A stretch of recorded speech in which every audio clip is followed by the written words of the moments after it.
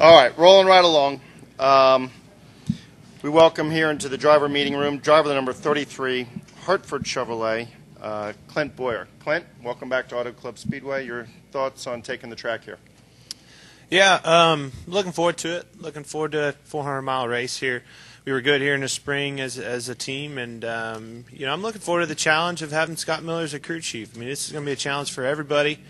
Scott's done a good job of his homework side of it, getting acclimated to this race team, staying in tune to the last few weeks. I think that he can even benefit us a little bit. He's been on the sidelines, the outside looking in, down on our race team, some of the faults that we have as a race team and some of the benefits that the things that we do good.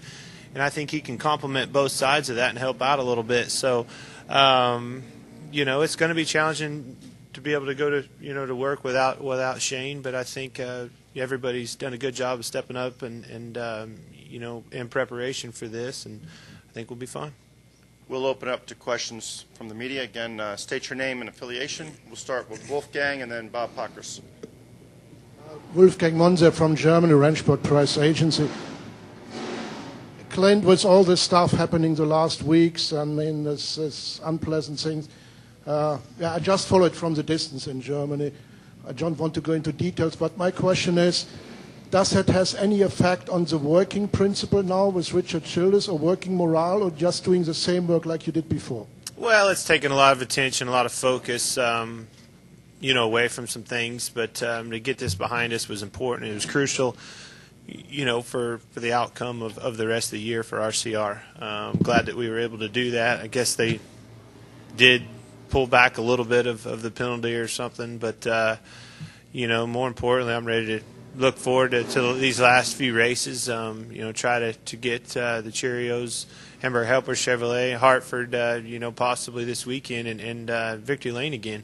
We got to do that in my mind, to clear things up from New Hampshire. I mean, I think it's important to get that done, and I think, looking at Talladega is another good place to do that. Kevin won the race. Our cars are very fast on the super speedways.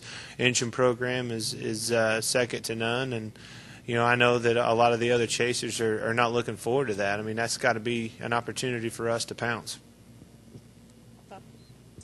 Bob Pocker, Scene Daily.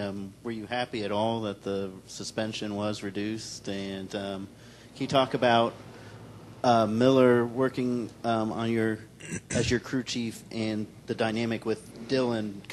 He kind of is your coach during the race, as opposed to where some guys it might be their crew chief. I didn't even know about the deal this week. I told you I was behind me last week in Kansas. I went on an elk hunt. My phone didn't work for 3 days, and we went to Vegas and enjoyed ourselves for another couple of days. It was a hell of a good weekend. I got to enjoy with some racers, Elliott Sadler, Bobby Labonte, Casey Kane, and Dale Jarrett. Just a good group of good guys. You normally don't get a chance during the season to enjoy, some of the guys you race against, and man, those are some of the best characters in the business. So really, really enjoyed this week and had a lot of fun and didn't worry about anything, to be honest with you.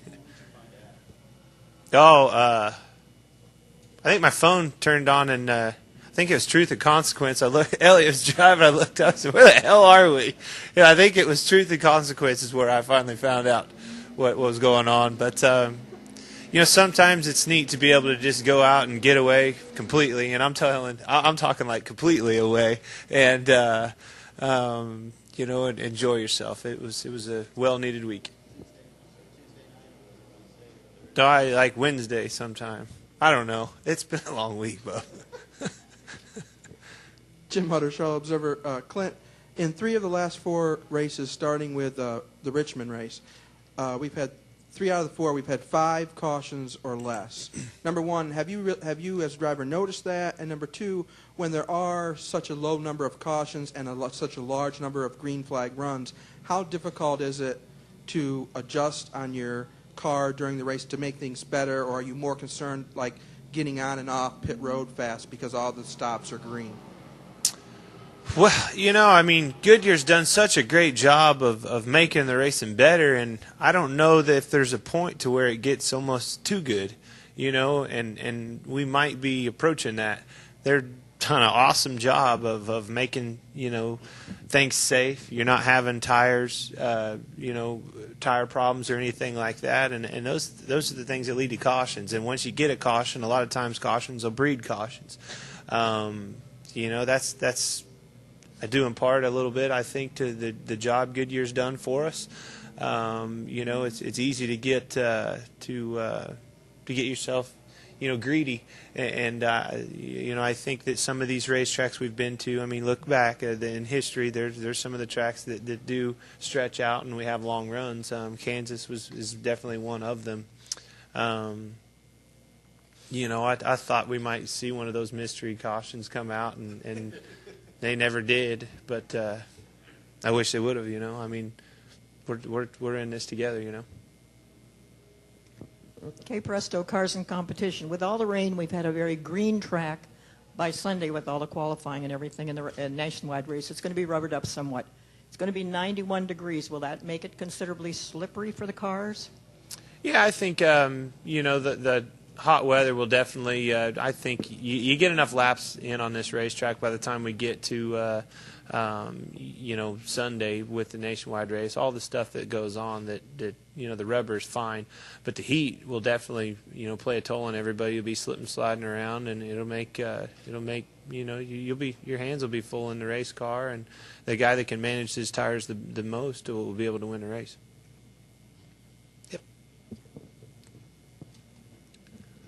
Nate Ryan, USA Today. Just for purposes of clarity, this was a road trip you guys took? No. It was a hunting trip. We were been Hunting out. Some of those guys were already out there in Vegas, but we, Elliot and myself and Bobby Labonte, were on one of Bill Jordan's real tree hunts, and just a really neat environment, neat beautiful terrain, and crawling up on mountains. I'm telling you, it was a workout. It was one of the hardest things I've ever done is to be able to pack that elk out of there. It was hell for about a day. Huh. And is Truth or Consequences? You mean New Mexico? That's where you guys? Yeah. Went? Okay. Well, I think that's where we flew into. Yeah. I was along for the ride, man. You ever done that? ClaireBLang.com. Beginning of the year, Claire B. Lang, Sirius NASCAR Radio.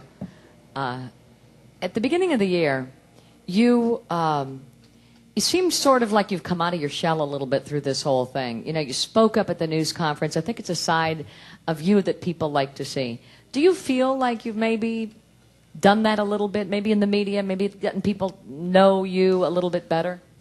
I don't know. I mean, I've always kind of been pretty outspoken, really, I think.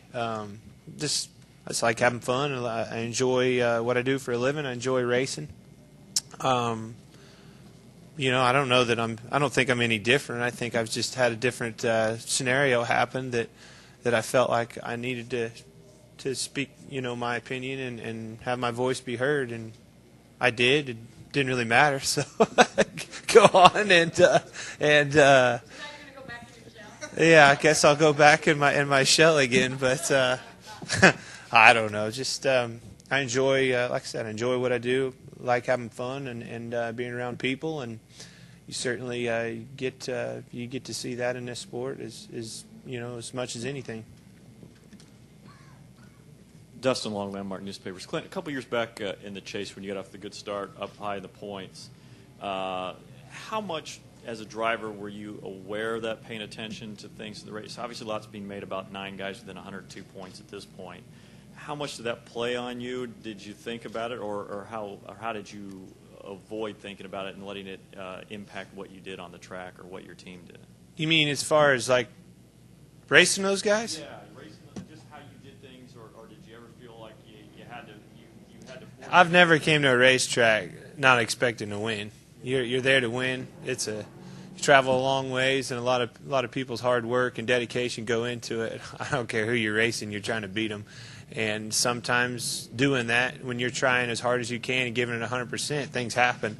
You got to understand that. We race a lot together. And when you race as much as this group does in this garage together, there's bound to be, things happen. And it was the same way when you're racing touring series, across the country. My dirt car, the late model boys, those guys get into it, and they'll be fighting and bickering back and forth for a few weeks, and next thing you know, they're having a beer together somewhere and enjoying each other again. I mean, that's just the nature of racing in general. How did you, when you were up high in the points and racing like the 48 and 24, a lot of fans now, or some fans can see, it's claim that the 48 is going to win the championship because he's in the lead. How did you avoid that, being caught in that trap that maybe fans are caught in? I know you have a different perspective, but how do you not? He's won 4 in a row. He's on a pretty good roll, so I don't know it's easy to avoid that, but believe it or not, I think they're on to something. I think they're pretty good. I really do. Can they be beat this year? Certainly.